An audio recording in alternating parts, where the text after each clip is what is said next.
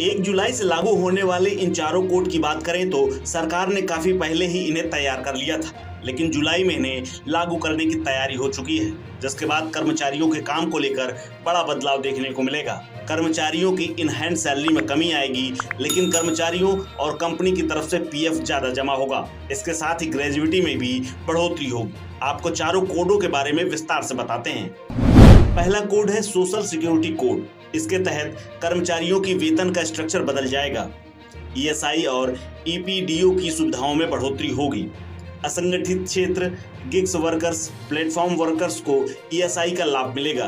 कर्मचारियों को ग्रेजुइटी के लिए अब 5 साल तक इंतजार नहीं करना होगा। बेसिक सैलरी कुल वेतन का 50% या उससे अधिक होना चाहिए। बेसिक सैलरी बढ़ने से पीएफ और ग्रेजुइटी का पैसा ज्यादा कटेगा। पीएफ बढ़ने पर इन हैंड सैलरी कम हो जाएगी। दूसरा कोड है occupational safety, health and working condition code. इस कोड में लीव पॉलिसी और सेफ एनवायरनमेंट तैयार करने की कोशिश की गई है। इस कोड के लागू होने के बाद 240 के बजाय 180 दिन काम करने के बाद लेबर छुट्टी पाने के हकदार बन जाएंगे। इसके अलावा किसी कर्मचारियों को कार्यस्थल पर अगर चोट लगती है तो कम से कम 50% मुआवजा देना होगा। सप्ताह में अधिकतम 48 घंटे ही काम लिया जा सकेगा। 12 घंटे तक शिफ्ट करने वालों को सप्ताह में 4 दिन काम करना होगा।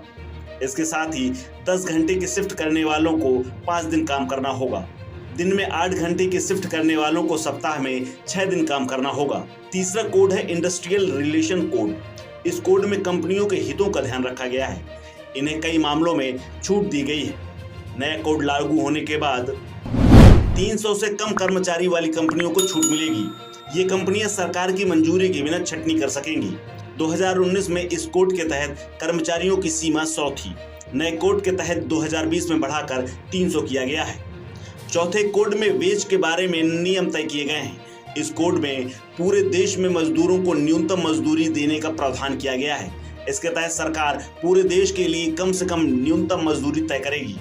सरकार का अनुमान है कि इस कोड के लागू होने के बाद देश के 50 करोड़ कामगारों को समय पर और निश्चित मजदूरी मिलेगी। इसको भी 2019 में ही पास कर लिया गया था।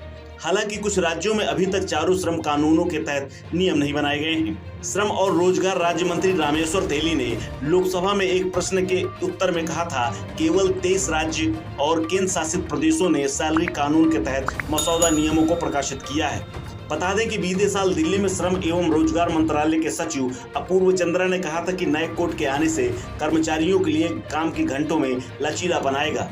कंपनी शिफ्ट के घंटों में बदलाव करके कंपनी अपने कर्मचारियों को 3 दिन का वैतनिक अवकाश देने की इच्छुक है। हालांकि जब इन कानूनों को मंजूरी दी गई थी तब कर्मचारी और मजदूर संघों ने सरकार के खिलाफ प्रदर्शन किया था, जिनके मुताबिक सरकार ने कंपनियों को ज्यादा पावर दे दी है, जिससे शोषण के मामलों में बढ़ोतरी होगी। इस खबर में फिलहाल इतना ही। अपडेट्स के लिए बने रहिए। वीडियो को प्लीज़ लाइक करके और चैनल को सब्सक्राइब करके हमें सपोर्ट करें। Thank you.